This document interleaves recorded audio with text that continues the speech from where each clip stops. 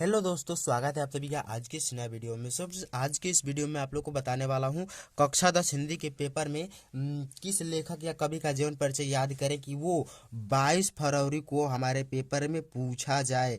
जी हाँ दोस्तों, इस वीडियो में मैं जिन लेखक या कवि का नाम बताऊंगा और आपको याद करने के लिए दूंगा, उसकी मैं 100% गारंटी ले सकता हूँ कि उसमें से आपको जीवन परिचय देखने को मिलेगा ही मिलेगा। और मैंने पेपर ऐसे ही नहीं बनाया, मतलब कि आपको जीवन परिचय ऐसे नहीं प्रोवाइड कर रहा हूँ। मैंने आपके पेपर को और प्रीवियस ईयर पेपर को और मॉडल पेपर को एनालिसिस करके बनाया है कि इसमें कॉमन कौन सा है, किस जीवन परिचय को हम याद करें कि वो आए ही आए। मतलब कि आपके एग्जाम में जितने भी जीवन परिचय आएंगे उसमें से किसी एक का तो कॉमन होना चाहिए कि किसका याद करें कि उसका हर दम आए। तो चलिए मैं आपको बताता हूँ कि लेखक में आपको किन किन लेखकों का जीवन परिचय याद करना है और उसके साथ साथ क्या याद करना है। देखिए, सबसे पहले आचार्य रामचंद्र शुक्ल हैं। देखिए, आचार्य रामचंद्र शुक्ल जो पहले मित्रता पाठ के लेखक हैं, इनका आपको जीवन परिचय 100% तैयार कर लेना है। कितने परसेंट? 100% तैयार कर लेना है, ठीक है। और इनकी 3 रचनाओं को भी याद कर लेना है, क्योंकि ये और ये दूसरा वाला जयशंकर प्रसाद का जीवन परिचय, ये 100 आउट ऑफ 100% आप तैयार कर लेंगे तो इन दोनों में से एक जरूर पूछा जाएगा। कोई सही नहीं है, दोनों पूछ दे तो आप इन दोनों लोगों का क्या कर लीजिएगा, जीवन परिचय 100% याद कर लीजिएगा और उसके साथ साथ इनकी 3 या 4 रचनाओं को भी याद कर लीजिएगा, समझ गए। और उसके साथ तीसरे नंबर पे भगवत सरल उपाध्याय का भी हो सके तो याद कर लीजिए। और चौथे नंबर पे जयशंकर प्रसाद का भी पूछा जा सकता है। तो आप इन चारों में से किसी भी दो का या चारों का हल्का फुल्का याद कर लीजिए। मैं इन लोग की स्पेशली बता रहा हूँ कि आचार्य रामचंद्र शुक्ल और जयशंकर प्रसाद का आप 100% याद करेंगे और इनका स्पेशली कुछ कुछ याद करना है, ठीक है। और उसके साथ ये तो था लेखक का जीवन परिचय कि किन किन लेखकों का याद करना है। उसके साथ मैं कभी कभी बता रहा हूँ कि आपको किन कवियों का जीवन परिचय याद करना है। और उसके साथ मैं आपको ये भी बताऊंगा कि जीवन परिचय कैसे लिखा जाता है आपको एग्जाम में। आप यहाँ पे अभी आपको परिचित कराऊंगा कि आप कैसे लिखेंगे। और जिस प्रकार से मैंने लिख के 90+ मार्क्स पाए थे हिंदी में जीवन परिचय के साथ, उसी तरह आपको भी मैं बताऊंगा कि किस प्रकार मैंने लिखा था। देखिए, आपको कवि में याद करना है सूरदास जी का और इनकी 3 या 4 रचनाओं को। सूरदास जी का जीवन परिचय और इनकी 3 या 4 रचनाओं को, उसके साथ महादेवी वर्मा का, इन दोनों का आप 100 आउट ऑफ 100 मतलब कि उसके साथ साथ गोस्वामी तुलसीदास का भी 100% याद कर लेंगे तो आपके एग्जाम में ये दोनों का एग्जाम देखने को मिलेगा ही मिलेगा। उसके साथ आपको ये सुभद्रा कुमारी चौहान का भी जीवन परिचय और उनकी 3 या 4 रचनाओं को याद कर लेना है, ठीक है। तो ये था कवि और लेखक का जीवन परिचय। और उसके साथ मैं आपको बता रहा हूँ कि आपको एग्जाम में किस प्रकार से जीवन परिचय लिखना है। जैसे आप किसी भी एक का जीवन परिचय लिख रहे हैं, जैसे मान लीजिए कि इनका लिख रहे हैं आचार्य रामचंद्र शुक्ल का या जयशंकर प्रसाद का। जैसे जयशंकर प्रसाद का मैं आपको बता रहा हूँ कि किस प्रकार से लिखना है। यहाँ पे लिखा है कि पेपर में जीवन परिचय कैसे लिखें और कैसे हम 5 नंबर पा जाएं। मतलब कि आपके एग्जाम में जीवन परिचय 5 नंबर का पूछा जाएगा और 2 जीवन परिचय मतलब कितने नंबर हो गए, 10 नंबर।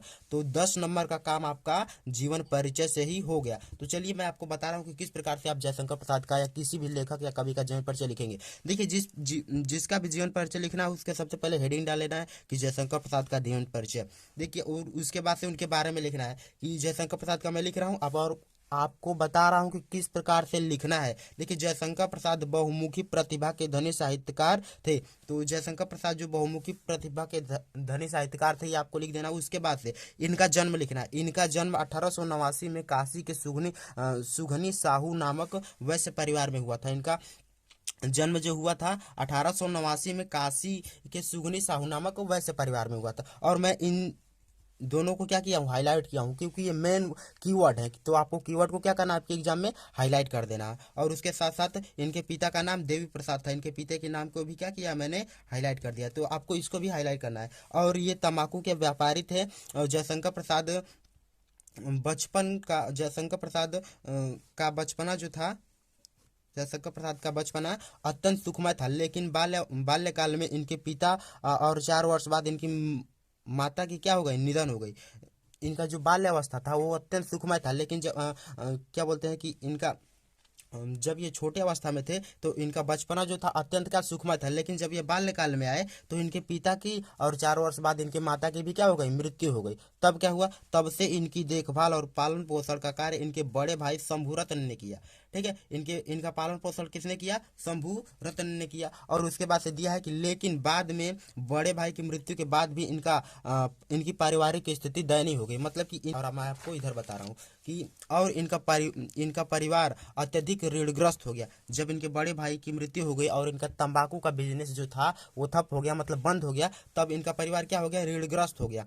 और यहाँ पे दिया कि ऋण चुकाने के लिए इन्होंने पारिवारिक अर्थात पैतृक संपत्ति को बेच दिया। जो इनके पिता द्वारा संपत्ति मिली गई थी, खेत जो था वो सब क्या कर दिया? बेच दिया। और उसके बाद से दिया है कि इससे इनको कर्ज से मुक्ति तो मिल गई, लेकिन बाद में क्षय रोग अर्थात टीबी रोग के शिकार हो गए और 47 वर्ष की आयु में वर्ष 1937 में इनका निधन हो गया। ठीक है, आपको इसी प्रकार से जीवन परिचय लिखना है। और उसके साथ जीवन परिचय के साथ आपको 2-3 चीज ऐड भी करना है, क्योंकि जीवन परिचय में आपको लिखना रहता है कि 3 या 4 रचनाओं को भी दीजिए, तो रचनाओं के साथ साथ आपको उनका साहित्यिक परिचय भी लिख लेना है। तो साहित्यिक परिचय हेडिंग डालिए और उसके बाद से लिखिए कि जयशंकर प्रसाद हिंदी साहित्य के स्वनाम रत्न में से एक थे और इन्होंने काव्य, कहानी, नाटक इत्यादि सभी विधाओं में अपनी लेखनी चलाई। ठीक है, सभी विधाओं में इन्होंने अपनी लेखनी चलाई थी। और उसके साथ इनकी रचनाएं जो है ये मोस्ट इंपॉर्टेंट है, क्योंकि ओनली ना आपको 3 नंबर या 4 नंबर आपको इन जीवन परिचय लिखने के लिए मिलते हैं